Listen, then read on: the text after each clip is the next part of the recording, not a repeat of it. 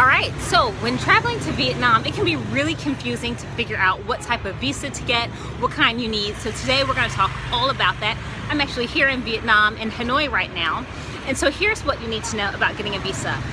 If you are coming as a tourist, you have to sort your visa out before you show up at the airport or at a border crossing. This isn't one of those countries like Thailand, Japan, even Cambodia where you can just show up or sort your visa out at the airport. Don't plan on doing that. You can definitely be denied entry, but you do still have options. I got the EVisa. If you are going to be in Vietnam for 30 days or less, only for a single entry, meaning you're not going in and out of the country and needing to come back in a short period of time, the EVisa is definitely the winner. And that's because the EVisa is actually cheaper and it's easier once you're at the airport. So here's what you need to know. The EVisa is actually $25. And unlike the visa on arrival, there's no stamping fee, meaning there's no extra fee once you arrive. What bus is that? That's not my bus. I'm waiting for the bus to the airport. No, that's not it. Okay, just had to make sure. Okay, so EVisa. And by the way, applying for the EVisa is really simple. You just apply online. You don't need a bunch of sophisticated information.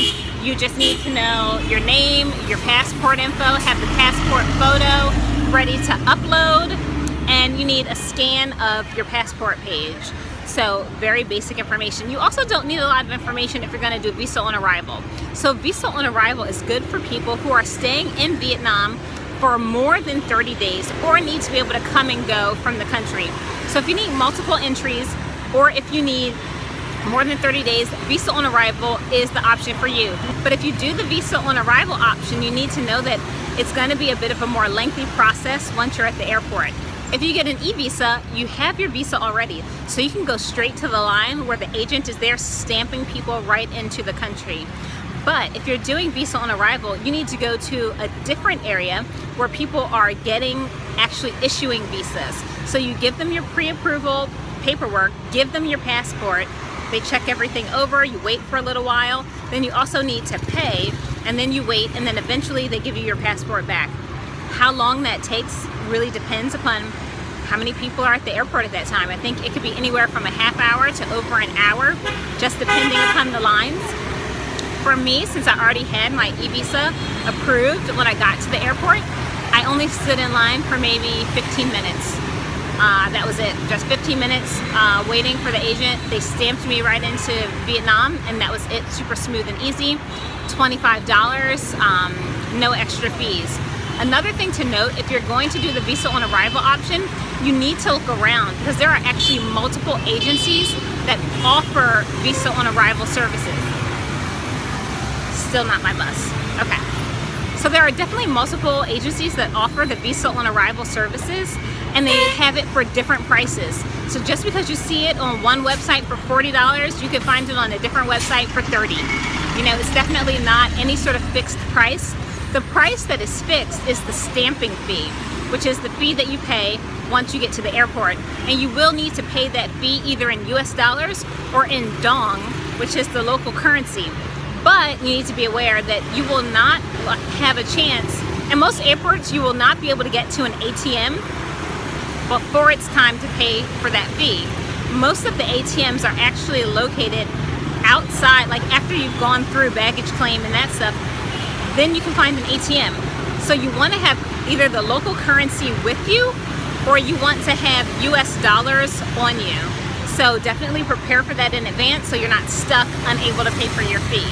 So if you have an e-visa, you don't have to worry about that. You've paid for everything in advance. But if you're doing that visa on arrival, for sure, make sure you have local currency or US dollars on you to pay for that stamping fee to make sure you don't have any problems when you're at the airport. So it's a really smooth and easy process. Like I said, I personally recommend getting the e-visa because it's so simple. It's only been around for less than a year now. It came out at some point in 2017, but it's totally reliable, totally fast and easy. So if you're coming for 30 days or less, definitely it's the way to go. But also, yeah, just check one of the reputable websites. I'll put a link to some of the different sites that offer the e-visa. Well, actually there's one site that offers the e-visa. I'll put that in the description, but I'll also put a link to the sites that offer the visa on arrival, so you can have a look at the different prices and see which one works best for you. And I hope you enjoy traveling to Vietnam. I'm here in Hanoi. I really love it here, actually. I did videos on some scams that happen in Vietnam and in Hanoi, but I'm also posting some fun things about Hanoi as well. So I'll post a link so you can see those at the same time. So, all right, I gotta look for this bus. I gotta get to the airport. It's time to continue this adventure, but in a different country. So, I hope you enjoy your trip to Vietnam. I'm here in Hanoi right now. You can tell maybe by all the scooters going by on the road. It's busy, but what's cool about Hanoi is that all the people, they wear helmets, which I find really interesting. In a lot of countries, people don't really wear helmets on their motorbikes, but here it's really common. So I'm having a good time in Hanoi. I'm posting other videos about my trip in Vietnam, so I'll put that up at the end so you can check it out. Happy traveling.